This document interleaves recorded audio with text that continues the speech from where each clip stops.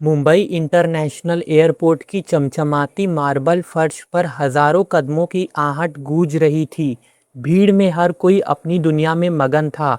कोई फोन पर बात कर रहा था, कोई ट्रॉली खींच रहा था, कोई बोर्डिंग पास ढूंढ रहा था। लेकिन उस दिन उस एयरपोर्ट पर एक ऐसा वाकया होने वाला था जिसे देखने वाले शायद जिंदगी भर नहीं भूलते। फ्लाइट डिपार्चर बोर्ड पर लाल और हरी रोशनियां चमक रही थी। अनाउंसमेंट की आवाज़ में सुनाई दे रहा था। लेकिन किसी को क्या पता था कि आज यहाँ किस्मत का एक बड़ा खेल होने वाला है।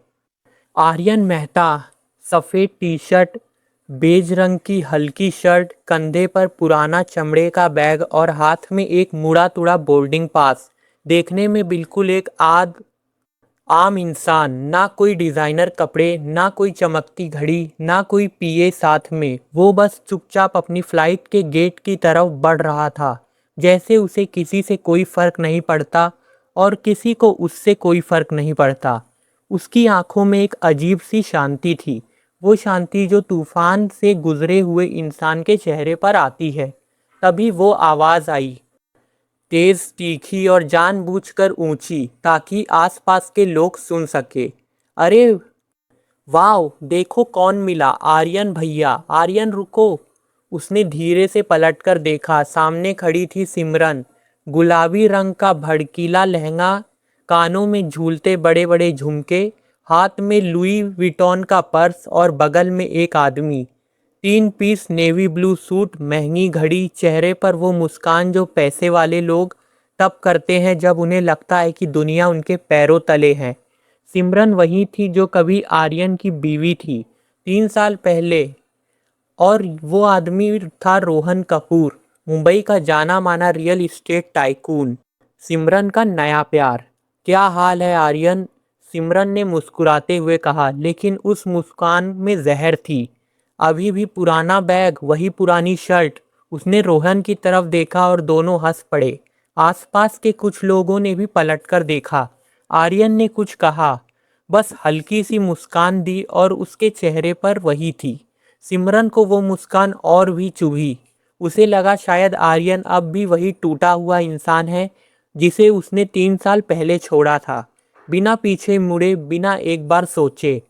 रोहन कपूर ने अपना सूट ठीक किया और बड़े रौब से बोला, सिमरन ये कौन है?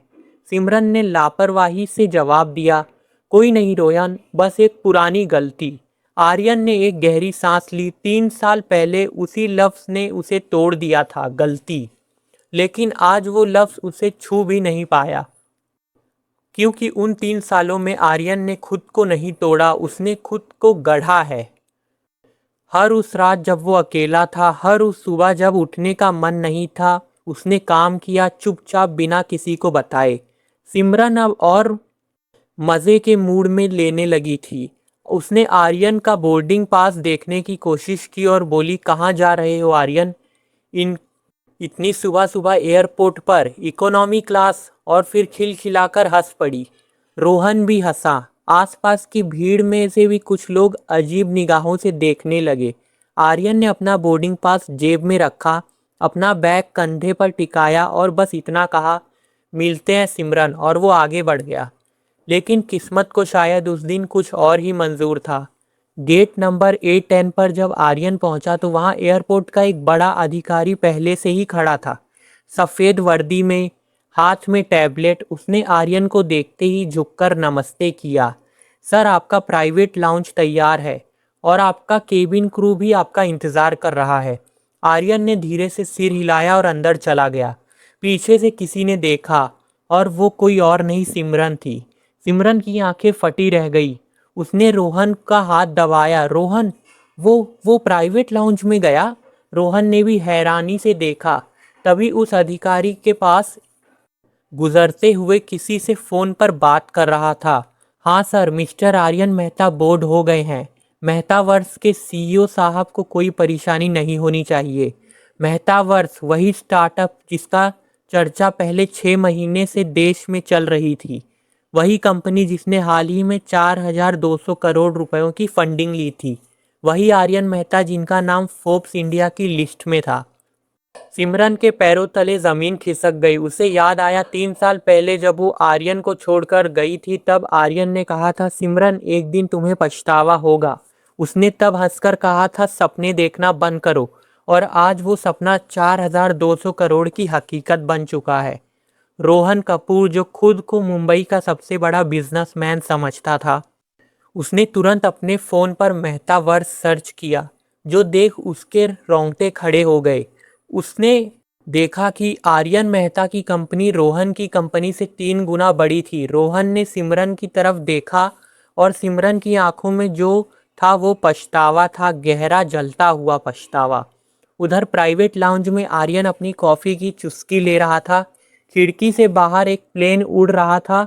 उसके चेहरे पर ना गुस्सा था ना खुशी, बस एक सुकून था। वो सुकून जो तब मिलता है जब आप साबित करते हैं खुद को, किसी और को नहीं।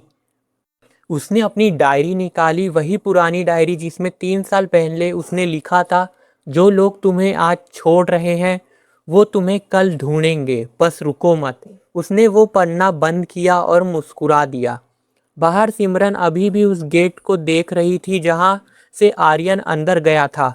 रोहन उसे कुछ समझाने की कोशिश कर रहा था, लेकिन सिमरन के कानों में सिर्फ एक आवाज़ गूंज रही थी, आर्यन की आवाज़, एक दिन तुम्हें पछतावा होगा। और आज वो दिन आ गया था। एयरपोर्ट की भीड़ में सैकड़ों अजनबियों के बीच सिमरन अकेली खड़ी थी, चमकदार कपड़ों में, महंगे पर्स के साथ, लेकिन अंदर से बिल्कुल खाली। आर्यन की फ्लाइट ने उड़ान भरी नई दिल्ली की तरफ, जहां उसकी कंपनी का नया हेडक्वार्टर खुलने वाला था, जहां हजारों लोग उसका इंतजार कर रहे थे, जहां एक नई दुनिया थी उसके लिए। उसने खिड़की से बाहर बादलों को देखा और मन ही मन कहा, शुक्रिया सिमरन, अगर तुमने छोड़ा ना होता तो मैं खुद को कभी ढूंढ ही नहीं पाता। कभी कभी ज़िंदगी का सबसे बड़ी तकलीफ़ ही सबसे बड़ी नेमत बन जाती है, बस वक्त लगता है समझने में। ऐसी ही वीडियोस को और देखने के लिए हमारे चैनल को सब्सक्राइब करें और वीडियो को लाइक करें। थैंक्स।